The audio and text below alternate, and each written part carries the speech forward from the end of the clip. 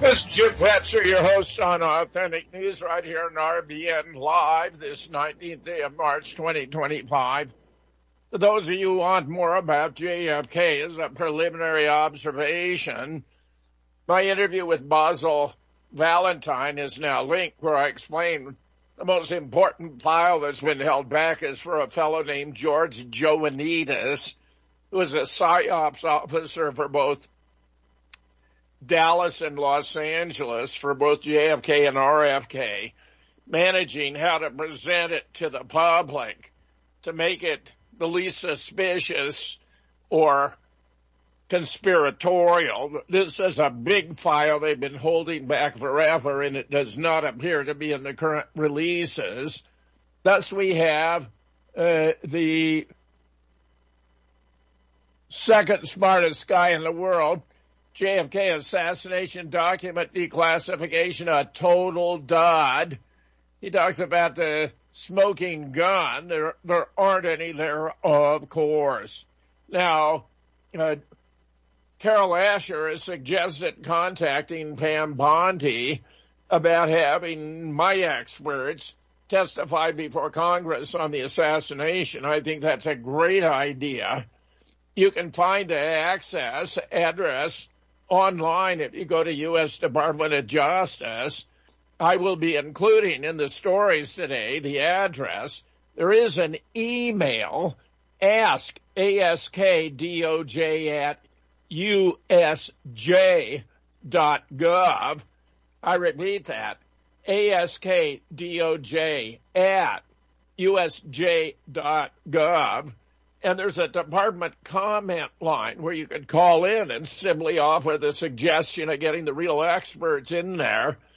And, this would include David W. Mantic, MD, PhD, Douglas Horn, who was a senior analyst for military records, John P. Costella, PhD, Larry Rovira, myself, of course, as the editor of 4 books now on the assassination. Just tell them it's time to come clean. Get the real experts in there, because what's going on is obviously still a whitewash. So I repeat, ask DOJ, askdoj at usj.gov, or the comment line 202-353-1555. Comment line. Just give the Department of Justice your thoughts. 202-353-1555. Meanwhile, there have been major developments in Eastern Europe. Putin, of course, we know, rejected the ceasefire. He's escalated attacks on Ukraine following the conversation with Trump. This is from Faith and Works Journal, March 19th. That's today. The anticipated 30-day ceasefire in Ukraine has been officially dismissed by Russian President Putin. The announcement followed an extensive phone conversation with President Trump that lasted nearly 2 hours. Despite proposing an immediate cessation of hostilities on land, air, and sea, Putin chose to ignore these suggestions. My understanding had been that Putin agreed he would not attack energy or infrastructure if Trump ceased providing intel and weapons to Ukraine. But that may well not be the case. Here we have huge story. Massive drone strike ignites Russian oil pipeline, cripples Moscow's energy supply, dated the 18th. The skies over Moscow lit up before dawn, not with victory, but with fire. Ukraine's largest drone swarm yet, 337, ripped through Russian defenses, striking at the heart of its energy empire. The Druzhba pipeline, a lifeline for Moscow's oil exports, is burning. The city's biggest refinery, half its fuel supply crippled. The illusion of invincibility shattered, replaced by the grim reality of a war that has finally come home. Mark my words, this will be met with a massive response. I think the war in Ukraine is going to take a new, more severe stage now. Putin's going to go all out to get this over. I think he is really realizing belatedly that he has to take all of Ukraine, that the West is untrustworthy, that there's no prospect for peace whatsoever, and that victory will be Russia's. Most analysts have already concluded they've won the war, but with this kind of drone attack, which I dare say had to be done based on U.S. intel, I don't see how it could have been carried out otherwise. I think it's a foregone conclusion that Russia will now have to mop up Ukraine. It's going to be messy, but that's my prediction. Meanwhile, of course, we had the previous reports I would otherwise have been gladly reporting. After call with Trump, Putin agrees to pause attacks on Ukraine's energy and infrastructure targets, just as I have been reporting. CNN.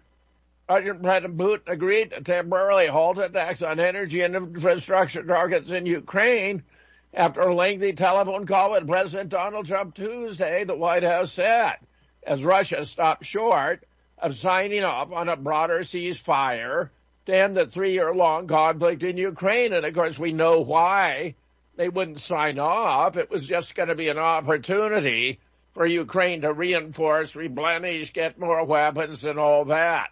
You could not trust the Ukrainians. In fact, he can't even trust the West. He can't even trust the U.S. Meanwhile, foreign mercenaries target retreating Ukrainian troop, POW says. According to Nazar Balachenko, he initially paid $5,000 to stay in the rear and guard a factory at the Poltava region, which was later destroyed by Russian troops. Moscow. This is now the 17th task. Foreign mercenaries in border areas of Russia's Kursk region prevent servicemen of the Ukrainian military from retreating by firing at those who make such attempts. Nazar Balachenko, a captured Ukrainian soldier who surrendered to Russian forces there, has said. Foreigners, a British man, stated there was no point in going back because they would shoot us. We surrendered because there was no point. Some of the guys were no longer responding. They were clearly already gone. Going back was not an option. Mercenaries were shooting our men down. We decided to surrender. And, of course, just as Hamas has treated its prisoners kindly, humanely, Russia treats its prisoners kindly and humanely, unlike the Ukrainians on the one hand, or the IDF on the other. Meanwhile, from a few dozen graves in cemeteries of small villages and towns to entire rows here at the Lysovy cemetery in Kyiv. In the third year of the full-scale war, information about Ukrainian casualties remains a state secret. However, according to Ukrainian President Volodymyr Zelensky, the death toll is around 46,000 soldiers, not including those missing in action. What we have here is a report about drone footage showing the huge grave sites of Ukrainian soldiers, but that number is preposterous. Other more informed estimates have up to a million, I dare say over 1 million Ukrainian soldiers are dead, Russia 100, 150,000. Meanwhile, here's a fellow who is fired and threatened with jail for refusing to spout Zelensky's talking points, named Rick Sanchez. What do we have here? This is another video report. We'll pick it up briefly. Sanchez, ladies and gentlemen, thank you for doing this. Oh, it's a pleasure. How did you wind up at RT, and what did you think? Larry King gives me a call one day. Come on. Larry King. By the way, Larry's a great man. I totally agree. I love Larry. He was kind. He says, Ricky, you ought to really look at this. And I'm thinking, Larry, the Russians? I mean, come on, man. I was born in Cuba. It's a communist country. I mean, just in case he wants, but Larry says to me, let me tell you something. Ricky, let me tell you something. This is the way Larry would say. It sounds so sad. They don't tell me what to say. They don't tell me what to do. They don't tell me who I have to interview. They let me be in control of my show. And I guarantee you, they really like you. They really want you. If you come here and do this show that they want you to do, they're going to do that for you as well. And I said, really, Larry? You sure? And finally, I came to terms. That's CNN, which apparently fired him because he wouldn't spout the official propaganda coming out of Ukraine. Meanwhile, far more important, stunning development in Israel. Massive protests in Israel after Netanyahu orders renewed attacks on Gaza. Massive. We're gonna pick it up here. There are multiple reports. It's making the news today. Thousands of Israelis protested in Tel Aviv on Tuesday. These are Jews against genocide. Demonstrators gathered at Habima Square. They lit a bonfire there. Protests started with a rally followed by a march to Begin Gate.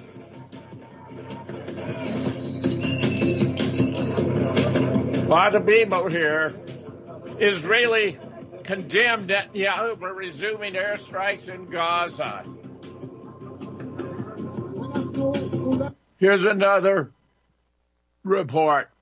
Thousands gather in Tel Aviv. The Israeli Prime Minister Netanyahu is facing some music after Israel resumed large-scale strikes on the Gaza Strip. The state of Israel, remember, has launched fresh strikes in the Gaza city, and Gaza's healthcare officials have said that at least about 970 Palestinians have been killed in the Israeli strikes in just the last 48 hours. So he spent the time targeting demonstrations against Netanyahu move to fire the Binshet head. A vehicle and also an ambulance transporting casualties was a casualty of an Israeli attack at the Al-Aqsa Martyrs Hospital. The Israeli media has said that over 40,000 protesters packed the streets of Tel Aviv in protest against Benjamin Netanyahu's government. The Israelis have accused the government of abandoning the nation for narrow political interests. There's a lot going on there. I'm very glad. So, once again, I say it's like when the Jews against genocide occupied Grand Central Station. There are a lot of Jews who do not believe in mass murder of Palestinians or any other population. Let us bear that in mind. Meanwhile, the U.S. was consulted by Israel on the Gaza strikes. This is embarrassing, shameful, humiliating. This is from TASS. A senior Hamas official told Reuters that Israel had unilaterally ended the Gaza ceasefire agreement, New York, March 18. White House spokesperson Carolyn Leavitt has said the Trump admin was consulted by Israel on the planned strikes on the Gaza Strip. The Trump admin at the White House were consulted by the Israelis on their attacks in Gaza tonight. And as President Trump has made clear, Hamas, the Houthis, Iran, all those who seek to terrorize not just Israel but also the United States of America will see a price to pay. I'm frankly ashamed of the United States for attacking any of those entities. The Houthis, after all, are in a state of war against Israel. Here's another story. They're entitled to interdict shipping headed for Israel. Under international law, they are acting honorably. The United States in attacking them is not. Here we have antiwar.com. Trump gave Israel the green light to restart large-scale bombing in Gaza. 750 killed in the last 24 hours? According to a report from the Wall Street Journal, President Trump gave Israel a green light to restart its genocidal war on Gaza by launching massive airstrikes on the besieged territory which killed at least 404 Palestinians, including scores of women and children on Tuesday morning. Now remember how he said he wants to end the war in Ukraine because innocent men, women, and children are dying? Why isn't he applying the same principle to Gaza? Why is he not applying the same principle to Yemen? The hypocrisy is mind-boggling. The report, which cited an Israeli official, said Trump was given a heads up before Israel began launching the strikes. White House Press Secretary Carolyn Leavitt confirmed that Israel consulted with Trump before launching the bombing and repeated the president's threat that all hell would break loose. Well, why the hell are we doing it? Why are we participating in this mass slaughter? Absolutely disgusting. Meanwhile, Hal Turner, breaking news. Trump orders decisive combat operations against Yemen. Very, very bad. The White House announced, and this is, perhaps a day or two dated, afternoon that President Trump has ordered decisive combat operations against Yemen. The Navy then confirmed its Fifth Fleet has entered a period of sustained combat operation within the CENTCOM area responsibility. Let us hope that the Houthis are able to deal with it as successfully as they have in the past. Frankly, I wouldn't give our Navy very good odds in this combat. Meanwhile, and I find this equally embarrassing, Tulsi Gabbard wants other countries to join the U.S. in attacking Yemen. Director of National Intelligence Tulsi Gabbard has called for other countries to join the U.S. in attacking the Houthis in Yemen, a country she previously strongly opposed intervening in. The U.S. launched a major round of airstrikes against Yemen Saturday and in the days that follow, killing at least 53 people, including women and children. Gabbard said the U.S. wants countries that are more impacted by the disruption in sea lane, Red Sea shipping to get involved. Our country and other countries should not be in a position to reroute commerce going through that area simply because the threat exists, she told the Indian broadcaster NDTV during a visit to India. This is bad. As I have emphasized, Yemen's in a state of war with Israel. Under international law and the laws of war, Yemen has the right to interdict shipping, bringing materials, supplies, weapons to Israel. That's all perfectly proper. There's nothing wrong with it. The Houthis have been subjected to massive bombings, initially by Saudi Arabia. They used American planes or planes purchased from America, British planes, to attack the Houthis to no avail. They eventually threw in the towel and agreed to a peaceful settlement in Yemen. This is all wrong by the United States. Could this be the explanation? Trump controlled by KGB Mossad, Part 7. How is Trump controlled by the Russians on the one hand and the Israelis on the other? Hopefully by now, this is a series by Timothy Fitzpatrick that actually was published on March 16th of this year. Hopefully by now, one can see that Trump is a sexually compromised pervert controlled by a joint KGB Mossad compromise operation to direct the U.S. presidency toward world communist aims, which is less overt than control through the Democrat side of things, since Trump poses as a conservative and laughably a Christian. He said he's not a Christian. I'm convinced he is a Jew. It's been nearly 5 years since his author wrote the last piece in this series, and a lot has happened, but nothing that was difficult to predict. Only the level of depravity and treason is shocking. For the battle we're in can be won by clicks of buttons and voting with your wallet. TLD Talk has no hidden agendas, no corporate funding, and we do not sell, trade, or give away any of your information. Our platform runs off of generous donations of members and merchandise profits. So please, check out our site. It's the best around. And be sure to stop by our store. It's loaded with items that'll have you feeling a sense of member pride and victory. Come unite with us today at TLBTalk.com and join the social media revolution. Do you begin to smell some funky little things going on? Let me share this story with you. It's not so much a story, it's something I wrote years ago. Read your history, people. Stock markets collapse on Friday. Bank seizures, closures, holidays take place after business hours on Friday. Do currencies or governments also collapse on Friday? Tomorrow's Friday. Will the end come on this Friday, or will the inevitable collapse hold off for a while? The next round of the worst financial crisis in 100 years is coming, people, and the government is out to make you and I pay for it. And will your savings survive a global banking wipeout? What happens when the U.S. sees hyperinflation? What if taxes soar not only for the rich? Can you survive if the stock market tanks? Look, between a stock market wipeout, waves of bank failures, soaring government spending that will lead to hyperinflation, and the destruction of the dollar's value, isn't it time that you prepare for the uncertainty which lies ahead? Protect your money now, or forever kiss it goodbye.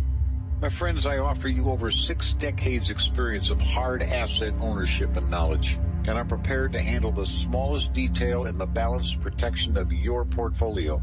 For as the future of uncertainty continues to blanket this nation of ours, I believe that I can offer you the privacy, safety, security, and possibly some profitability which you deserve. And so I invite you to visit Sierra Madre PreciousMetals.com for further information regarding protecting your wealth. Or call me, Jeffrey Bennett, at 602-799-8214. Or by email at kettlemoraine.ltd@cox.net for a private consultation. Once again, our phone number 602-799-8214. It's almost Friday.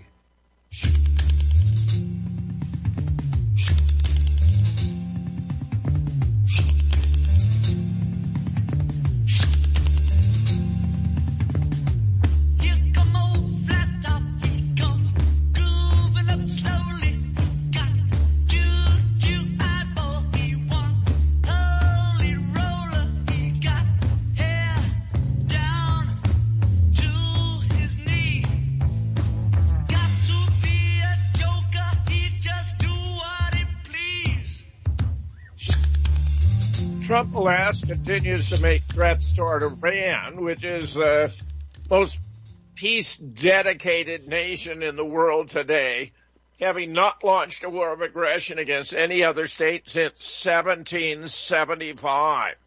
Mind you, the Constitution was ratified in 1787. George Washington elected our first president in 1789. So for longer than the United States has existed as a constitutional republic, Iran has not launched a war of aggression against any other state. Wish that could be said of the United States. We in Israel are the greatest terrorist states in the world today, sad to say. Here we have Douglas McGregor now reflecting on whether the U.S. is actually going to attack Iran. I most certainly hope it is not the case. But the colonel is our leading expert. Here he is with Judge Napolitano. To punish U.S. and Israeli shipping that has, someone would have concluded that unless you go in on the ground, you're probably not going to disrupt them. And what we've seen is after every series of strikes over many, many years, you recall we were also bombing them on behalf of Saudi Arabia at one point. This is the Houthis. And after the strikes are over, they resurface and launch missiles. And their entire focus is, of course, to punish U.S. and Israeli shipping that has connection to the war in the Middle East.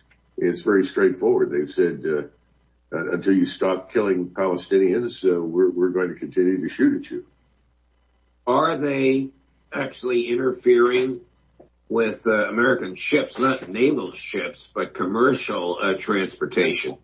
Well, if they can identify the ship as flagged American, yes, they've taken shots at it. I think the most important thing to realize is if you're Lloyd's of London and you're in the business of insuring ships, you don't want people moving through the Red Sea or the Suez Canal at this point. I saw a 3-star, I'm not even sure which branch, speaking alongside the new spokesperson, Sean Parnell, for the Pentagon, saying the Houthis fired back. They missed us by 100 miles. Was that hyperbolic, or could they have been that far off? I have no idea, and I wouldn't wait for an accurate statement to come out of the Pentagon. The Pentagon is certainly not going to announce accuracy and precision or effectiveness for the Houthi operation or for the people in Yemen. I wouldn't worry about it at this point. I know that they came within very close range of destroying some Israeli airfields. The Israelis managed to down the missile. So that gives you an impression of the kind of accuracy that they're capable of achieving. So they're a long way from Israel down in the south of Saudi Arabia. Is this the beginning of a conflagration between either the United States and Iran, or Israel? Wouldn't be the beginning, but the continuation of a conflagration between Israel and Iran, a military conflagration? Well, Judge, I've said for a long time that we're going to end up at war with Iran, and I still think we're on that path, unfortunately. I don't think it's a path that President Trump necessarily wants. In fact, I think most of his bellicose statements directed at Iran are designed to sort of bluff Iran into a position of paralysis, to convince Iran that it's in their best interest to essentially surrender to us and to Israel their national sovereignty for all intents and purposes. That's not going to happen. So I think what you're seeing now is the continued pressure being exerted on Iran by us and the Israelis until finally it blows up and we get the full regional war. So, yeah, I think we're on that route. I don't think we're going to get off of it, frankly. Why do you think, Colonel, President Trump unleashed Prime Minister Netanyahu to resume genocide in Gaza, which unfortunately resulted, I say unfortunately, it was intentional, the killing of 400 civilians in the past 2 days? I don't think he has any choice. I think when he ran for office, he made certain agreements with major donors. These donors move far beyond just Miriam Adelson. And these donors oblige him to effectively underwrite whatever Mr. Netanyahu wants to do. I thought it was interesting that a recent meeting was set up for the United States with Azerbaijan to talk about cooperation with Israel, but it's set up by Mr. Netanyahu. He called and made the arrangements with Mr. Aliyev, who's the president of Azerbaijan. The State Department did not do it. I think we're very much in the grip of the Israel lobby, and I think President Trump is obliged to go along, and I don't see any evidence that he's going to diverge from that path. Does he have no choice but to back up Israel militarily when it attacks Iran? I think so. And keep in mind, you always have the possibility that somehow somewhere in the region with Iran, Iranians respond, and the expectation is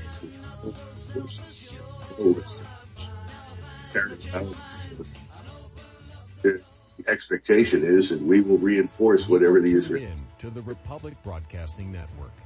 Visit our website by going to republicbroadcasting.org.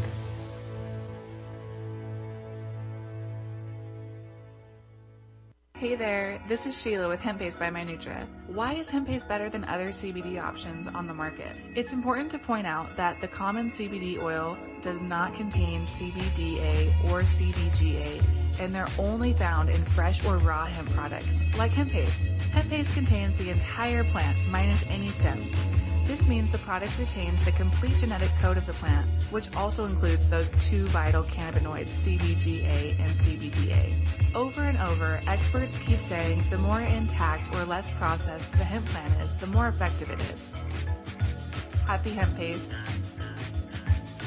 Hemppaste.com/RBN. Free shipping on orders over $50.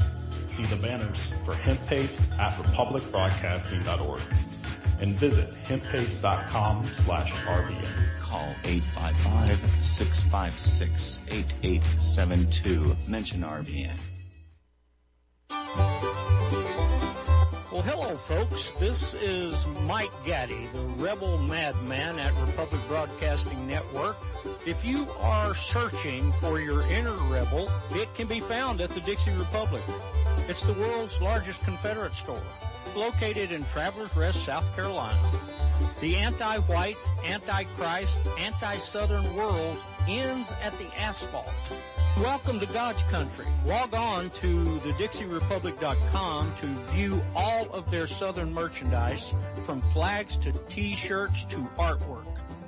At the store, browse through their extensive collection of belt buckles and have a custom-made leather belt handcrafted in their Johnny Reb gun and leather shop.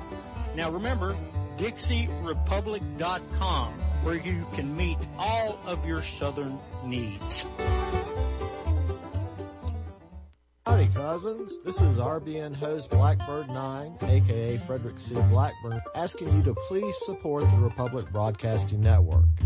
Every day, RBN's mission is to use our collective voices to spread truth and relevant information, to gain a deeper understanding of the adversary, and to gain knowledge for survival against the gradual erosion of the Republic. But in order to sustain this incredible communications network, RBN needs your financial contributions. To donate, visit republicbroadcasting.org, call 1-800-724-2719, or mail your donations to 2251 Double Creek Drive, Suite 302, Round Rock, Texas, 78664.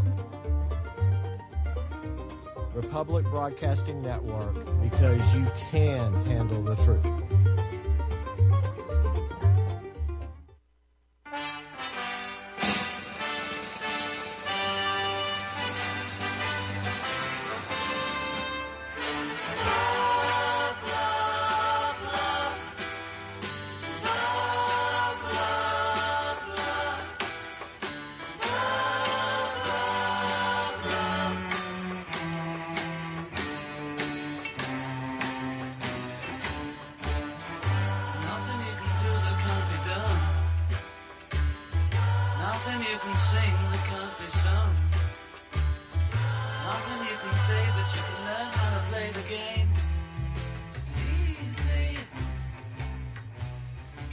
Meanwhile, turning to domestic politics, Trump has scored a major polling milestone not seen by a president since 2004, though I predict his popularity is about to drop precipitously because of his clumsy conduct of foreign policy and attacks on freedom of speech right here at home.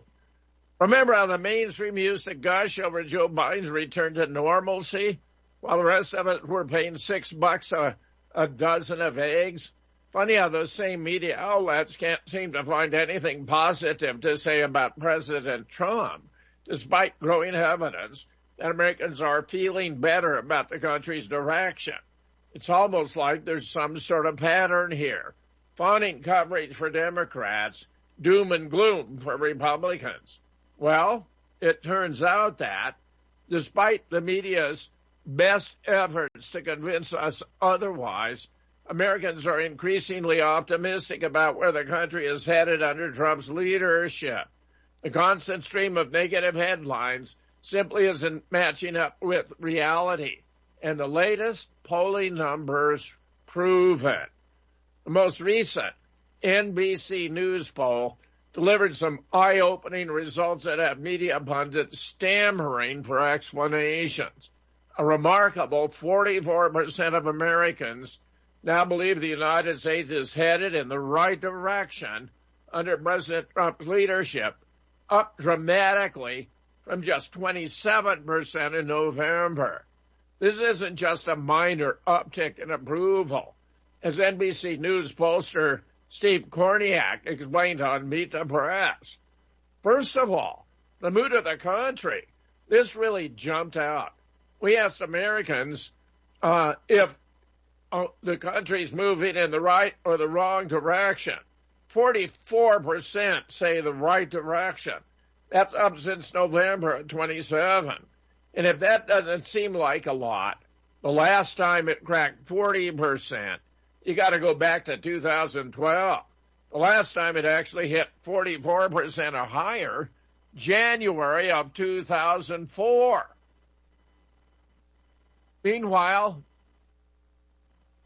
Stephen A. Smith reports to Newsmax that the Democrats have gone too far left. Yes, there isn't any real doubt about it, that the Democrats have moved too far left, and he's got a lot to say about it. If I can get the story, here it is.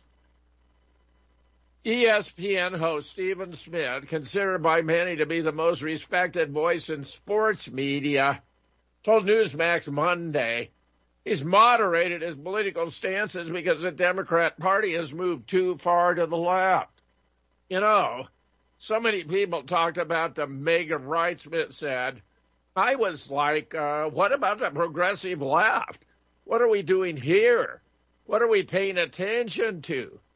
Are we not paying attention to the type of stuff that's going on? Are folks talking about the economy? No. Are they looking at the border and seeing 12+ million people cross the border illegally and bringing that up? No. There's no problem with the border whatsoever. Everything was great. That's what we heard for 3.5 years. When you look at those kinds of things, and then you're seeing people get suspended or lose jobs for, echoing the wrong pronoun or having conversation about gender, bathroom use, and all this other stuff, I'm like, you got a bit extreme and a bit ridiculous. He's certainly right about that. No doubt whatsoever. And I think on all those counts, Trump is doing extremely well, that the public is very satisfied with those issues. Meanwhile, a left-wing Arab group has sued the White House over the deportation of anti-Israel rioters. And this is totally appropriate. And, of course, even calling them rioters or protesters, they weren't rioting. Here you have a report from American Greatness about it. This is going to be a huge issue in our courts now, and it's not going to go away. On Saturday, a left-wing Arab group filed a lawsuit against the Trump admin over the admin's effort to deport foreign students who engaged in, here they're crying it, violent anti-Semitic and anti-Israel protests and riots. Now, that's an exaggerated description. So far as I know, they weren't violent, and they weren't anti-Semitic in the classic sense of opposition to individual because of their religion. No one really cares about who is or who isn't a Jew. What they care about is stopping mass murder, the genocide in Palestine. And if America can't support protests against genocide, what have we become? We have lost our way. We have become a despicable people with no moral compass whatsoever. Meanwhile, Trump must defy rogue judges or risk a failed presidency, writes Daniel Horowitz on Blaze. Unelected, unaccountable, and out of control, the federal judiciary has taken power it was never meant to have. Trump's response will define his administration. If a federal judge told President Trump to deliver a specifically curated speech and then pull down his pants on live television, should he comply? If he refused, would that trigger a constitutional crisis? If you pay attention to the left, the answer might very well be yes. The only constitutional crisis we face is the erroneous idea that the judiciary is atop the food chain rather than on an equal footing with the other two branches of government. If Trump hopes to succeed this time around, he had better remind the judiciary of its impotence to enforce unconstitutional edicts. Granting courts ultimate veto power over public policy creates a judicial supremacy the founders never intended. A point I've made before, this is a matter of the separation of powers. The judiciary cannot tell the executive how to run its business. Now, of course, lawsuits can be brought and it can work its way through, but for these judges to be preemptively acting this way is completely wrong. I believe, with a high probability, Trump is going to prevail by virtue of his control over the executive and the powers conferred upon him by the Constitution. Meanwhile, Musk, feds have magic money computers that issue payments out of thin air. Elon Musk says Dodge has discovered the U.S. government has magic money computers making payments out of thin air.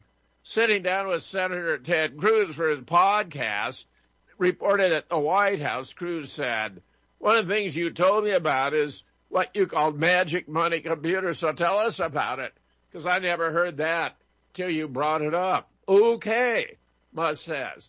So you may think the government computers all talk to each other. They synchronize. They add up what funds are going somewhere, and that they're coherent, and that the numbers that you're presented as senator are actually the real numbers. Cruz, one would think. Musk, one would think. They're not. I mean, they're not totally wrong, but they're probably off by 5%, 10%, so I call it magic money computer. Any computer that can make money out of thin air, that's magic money. So how does that work, Cruz asked? It just issues payments. And you said there's saying like 11 of these computers at Treasury sending out trillions in payments? He replied they're mostly in the Department of Treasury. Others are at the Department of Health and Human Services and the Department of Defense. We found 14 magic money computers. They just send money out of nothing. Take it to heart. That's your money they're sending. Meanwhile, secret FDIC banker meeting exposed. I almost think you'd scare the public if you put this out, if you reported on it. I warned you for years. The next banking crisis will not end in a bailout. It'll end with something much worse, a bail-in. What's a bail-in? It's simple. When the public realizes the banks are insolvent and banks run starts, bank runs start, the banks will suddenly close, not reopen like normal. This will likely happen over a weekend with high odds being a holiday weekend, so they catch as many people unprepared as possible. When the banks finally do open, they'll tell you your account was bailed in. What does that mean? It means they've taken a portion of the money you had in your account and used it for the greater good. How much? Remains to be seen. Will it be 10%, 20%? We'll likely soon find out. The bank will tell you this had to be done to save the system. Better for you to have given 10 or 20%, and we save the entire system to have it all go bust, right? That'll be the sales pitch. And before you think this is just my imagination running wild, let me tell you a few things. He's got a lot going on here, and I worry this indeed could happen. Meanwhile, Musk reveals what's driving the left's hate and violence toward him. I've never physically hurt anyone. Just a few years ago, billionaire Elon Musk was a darling among Democrats. But even though his concerns about climate change and success in marketing electric vehicles aligned him with a prevailing leftist ideology, his embrace of fiscal responsibility was enough to turn former supporters against him. The Department of Government Efficiency leader has been the target of personal threats. His company, Tesla, has seen its vehicles, dealerships, and charging stations targeted by politically motivated extremists. This week, Musk addressed the fierce backlash in response to a social media post on X, which he also owns. My companies make great product people love, and I've never physically hurt anyone. So why the hate and violence against me?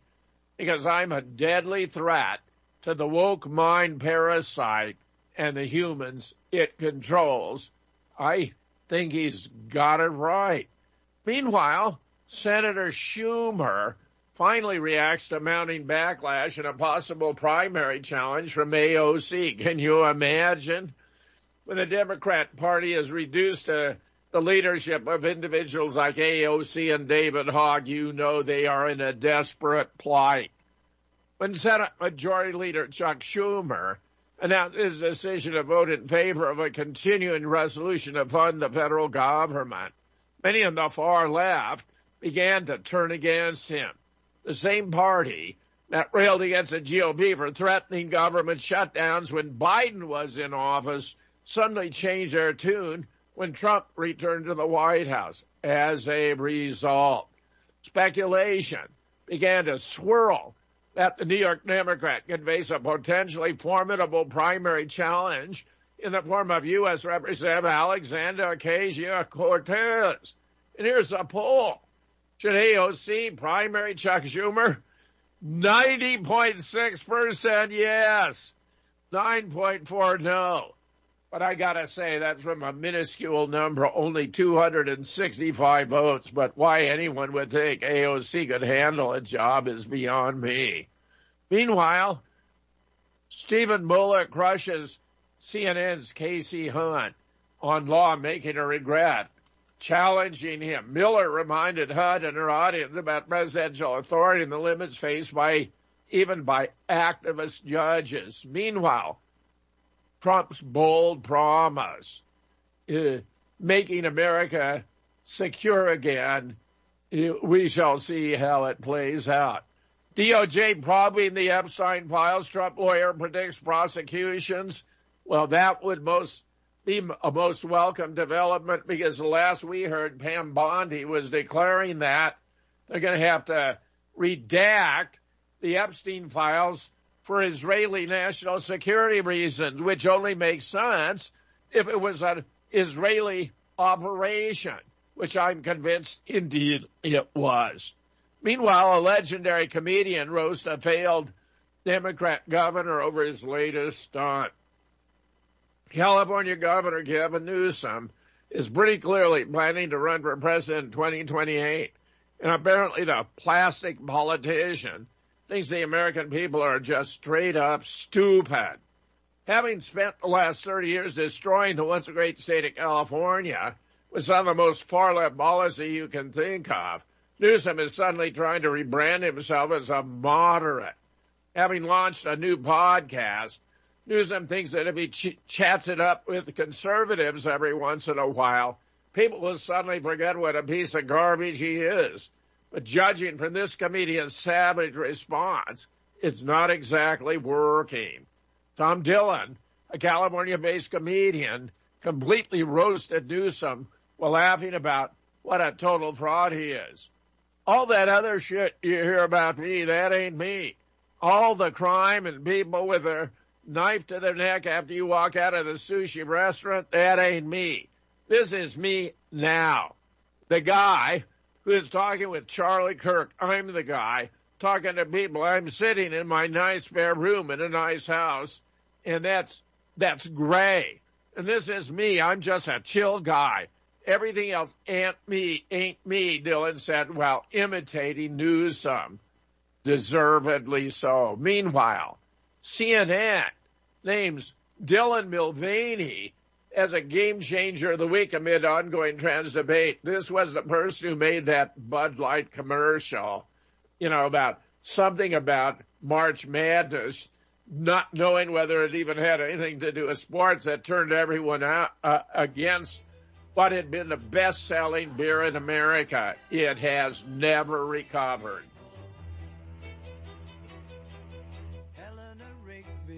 Picks up the rice in the church where a wedding has been. Lives in a dream, waits at the window, wearing the face that she keeps in a jar by the door. Who is it for? All the lonely people.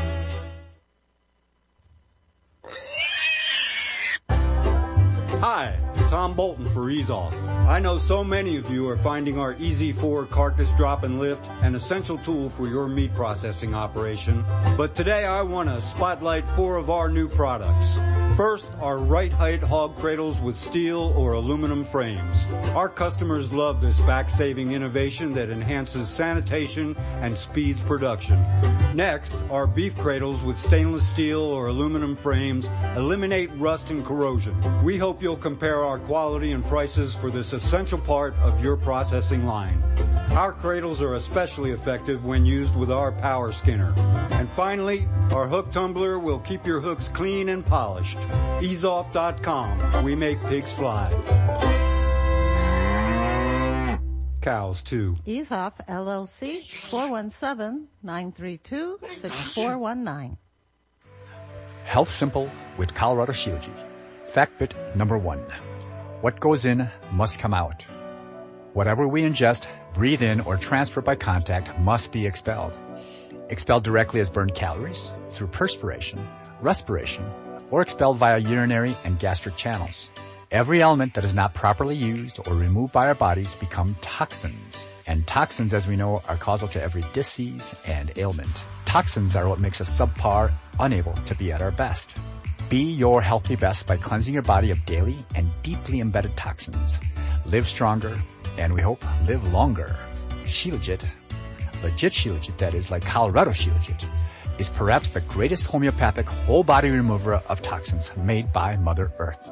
Look for the gold mountain and medical symbol logo in banners on republicbroadcasting.org to watch the full video and see more information. Use code GORBN when ordering. That's GORBN. Extendivite, a 7-herb combination of garlic, cayenne, hawthorn, bilberry, ginkgo biloba, valerian, and milk thistle. Extendivite is designed to strengthen the heart and arteries and help the body heal itself. Doctors are not able to explain the improvements they are seeing in their patients' health who are taking Extendivite. People who once needed more pills are now taking less and getting better. Due to the unexplainable improvements in their patients' health, more doctors are calling to order Extendivite for themselves. Help Extendivite make your doctor a believer. Extendivite is available in capsule or liquid form for just $69.95 for a 2-month supply.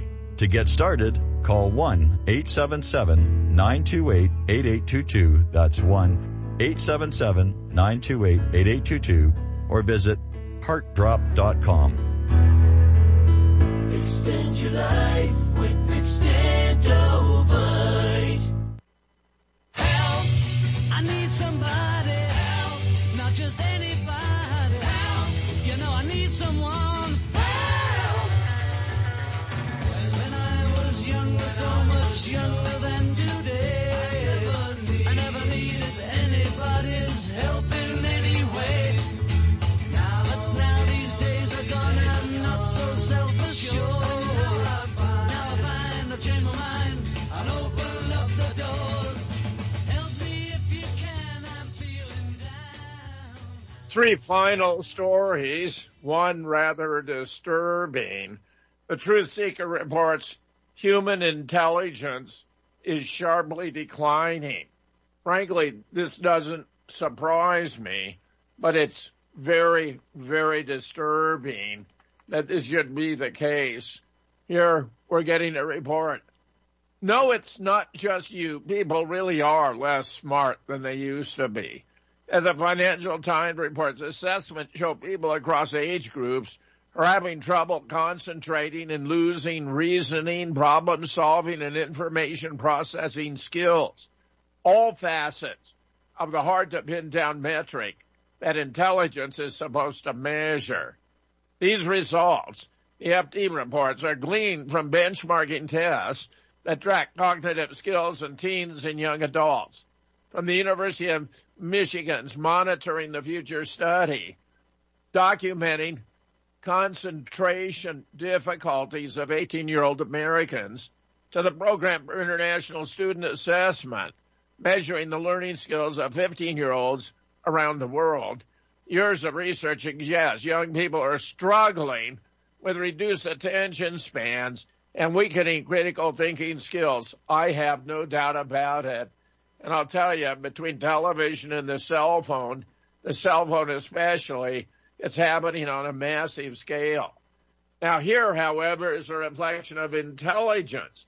Michelle Obama's podcast flops, out of touch with real Americans. No doubt about it. Ridiculous. Michelle Obama's new podcast with her brother, Craig Robinson. Remember, Michelle was born Michael LaVaughn Robinson. Michelle is a man with breast implants and a huge shaving bill. Is off to a rough start. The show called IMO, in my opinion, promises to tackle life's big questions, but has struggled to find an audience. Critics say it feels forced and out of touch with everyday Americans, no doubt. And here's another troubling development. War on culture. Shakespeare's birthplace to be decolonized over white supremacy fears. How absurd is this? They're gonna deconstruct Stratford-on-Avon. This is really bad. I don't like this. Rafe Hadelman Q is here. Apparently Shakespeare, Rafe, very good morning to you, might have been sexist, homophobic and possibly racist and almost certainly a white supremacist. Yes, absolutely. More insanity coming out from our cultural or anti-cultural institutions, perhaps we should now call them.